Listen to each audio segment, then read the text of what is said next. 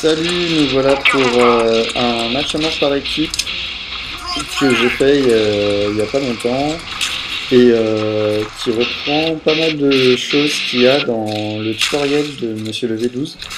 Donc je voulais vous le présenter parce qu'au final j'ai fait une super partie et j'en suis assez fier. Et d'un côté c'est une manière de remercier Monsieur le V12 pour ses bons conseils. Donc là on voit que j'ai essayé de faire le tour des adversaires. Et au final, je me retrouve dans le dos de certains des joueurs adverses. Et donc il y a pas mal de choix que j'ai fait qui étaient pas mal dans cette partie et d'autres qui étaient moins bons.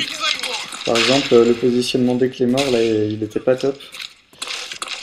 Et vous allez voir que là, je vais me retrouver de manière assez régulière dans le dos ou sur le côté des joueurs adverses. Donc ça me permet de les fraguer assez facilement. C'est un enregistrement que j'ai fait sur la base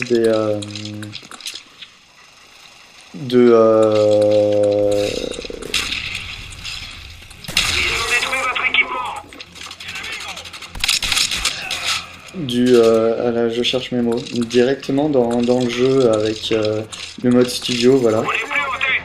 Et là on voit la limite du Makarov silencieux parce que j'ai un gars juste en face de moi et je tire et j'ai même pas de hit marker. Et vous allez voir que je vais avoir pas mal de mal aussi avec les RCXD. Donc avec une classe un petit peu classique, Phantom Pro. Alors lui je sais pas comment il a fait pour me louper, pour ne pas me voir. C'était assez miraculeux, du coup je suis retourné en arrière pour vérifier qu'il n'y ait pas un adversaire qui me suivait. Et puis du coup ça m'a permis de faire 2 frags en plus. Dans cette partie, je vais arriver... Ah bah là j'ai fait une grosse erreur, je suis passé par le centre. Alors que j'avais des armes qui n'étaient pas forcément à longue portée et du coup je me suis fait avoir bêtement. Je fais parfois ce genre de contournement quand je vois qu'il y a des gens dans les maisons. Ou là, par exemple, vous voyez que je passe par le centre alors qu'il y a des adversaires qui sont dans la rue. Mais étant donné qu'ils ont leur dos vers moi, c'est pas dérangeant. S'ils avaient été face à moi, ça aurait été beaucoup plus délicat.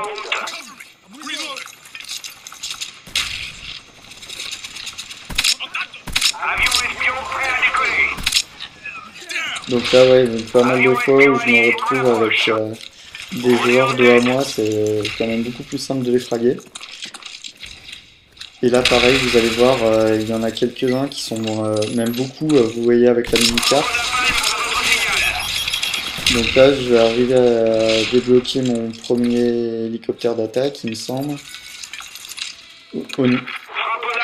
Au niveau des killstreaks, j'avais pris donc le drone comme vous avez vu, le napalm comme vous avez vu, et le dernier c'est donc l'hélico d'attaque. Là j'ai failli faire une bêtise en me précipitant dans le feu de mon propre napalm. Donc là pareil, je voulais faire le tour, j'ai vu qu'il y avait des gars qui rentraient dans la maison sur la droite. Là j'ai eu beaucoup de chance avec la Clémor qui était très mal placée, l'adversaire sur la gauche que j'ai contourné. Et voilà mon premier hélico. Mon collègue a un petit peu bugué, ouais parce qu'avec... Ah oui, là je me suis fait flasher. Et du coup je me suis fait tuer. Mais ouais, le côté d'obtenir Phantom Pro, donc là encore un RCXD comme on les aime. Le fait d'avoir Phantom Pro, c'est quand même un avantage tactique qui est assez essentiel, puisque votre nom n'apparaît pas quand les adversaires vous visent. Donc c'est essentiel, ils ne repèrent pas tout de suite si vous êtes un adversaire ou un allié. Et du coup, ça peut vous donner 1 seconde ou 2 pour arriver à les contourner, à tirer ou à simplement les viser. Et il y a un petit tips que je voulais vous donner, c'est, vous voyez les 4 petites croix qu'il y a autour de la visée. Quand vous êtes avec une arme de courte portée, comme le Space, il y a un indicateur qui vous permet de savoir si votre adversaire est directement dans votre visée ou pas du tout. C'est quand les 4 petits points autour deviennent rouges, c'est que l'adversaire est... Bah là vous avez vu, c'est devenu rouge, j'ai tiré et ça m'a permis d'obtenir un frag. Donc ça permet de savoir si votre adversaire est dans la portée de tir de votre arme, ça veut dire dans la portée de tir létale. Là par exemple vous avez vu, les petits tirets blancs sont devenus rouges. Je sais pas si le rendement ressortira bien ou pas. Et donc là, un petit coup de couteau dans le dos, toujours agréable d'avoir un frag facile. Mais ouais, obtenir les 4 petits points rouges, ça vous permet de mettre votre tir au jugé dans la cible. Déjà, c'est important. Après, savoir si vous aurez besoin de tirer une ou deux fois, ça c'est simplement votre précision et la portée de votre tir. Là, j'ai eu beaucoup de chance avec lui. Je sais pas pourquoi il m'a pas vu. Et là, vous allez voir un truc que je fais d'habitude, donc je le fais pas là, par exemple.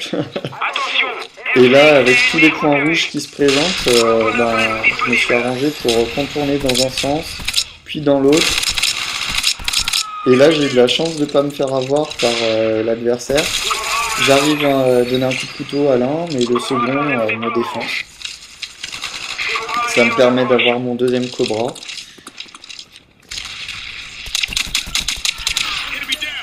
Là, j'ai pas regardé mon score pendant un bon moment, mais vous allez voir que, en fait, c'est vraiment une jolie partie. Donc lui, je l'ai eu avec mon attaque napalm, il s'est jeté dedans, c'était plutôt facile. Et il me semble que mon Cobra n'a pas fait beaucoup de frags. Alors là, je vois un point rouge qui s'allume de l'autre côté de la rue, et je recharge mon space avant de contourner, tout simplement. En regardant s'il n'y a pas des gens, des adversaires autour de moi. Là, je vois qu'il y en avait un en face. J'essaye de l'avoir avec une Makarov, mais la portée est un petit peu limitée, et face à un fusil d'assaut, j'ai préféré faire le tour complet. Donc là, je pense qu'il y en avait un qui dormait. Et puis là, du coup, mon copain qui restait tranquillement à camper en essayant d'attraper les adversaires de loin. Et là, vous allez voir celui qui dormait, pouf. Alors là, je sais pas si vous avez vu les 4 petits points rouges autour de la visée, mais c'est vraiment important si vous arrivez à utiliser cet indicateur, ça peut vous permettre d'avoir des frags faciles. Alors là, typiquement dans la maison, j'avais vu qu'il y avait un point rouge dans le radar qui s'affichait derrière. Et ben, en fait, je me suis retourné un petit peu bizarrement et je me suis fait avoir. Et là, l'écran de score que vous avez vu, en fait, c'est un écran de score que j'ai affiché au moment de l'enregistrement dans le mode studio. Donc je me suis pas fait avoir à cause de ça, juste parce que j'étais très très maladroit. Et là, j'ai eu un frag un petit peu étrange, je sais pas pourquoi, des moments quand vous tirez un petit peu à côté de l'adversaire. Voilà, alors ça c'est quelque chose que je fais beaucoup, je vous en parlais tout à l'heure. Je saute par la fenêtre. Dans Havana, ça marche pas mal. Ça vous permet de contourner certains adversaires quand vous voyez qu'il y en a quelques-uns qui traversent la rue en plein milieu. Ça peut donner des frags faciles, donc faut pas s'en priver. Sauter du balcon, c'est positif. Ça peut vous apporter des frags.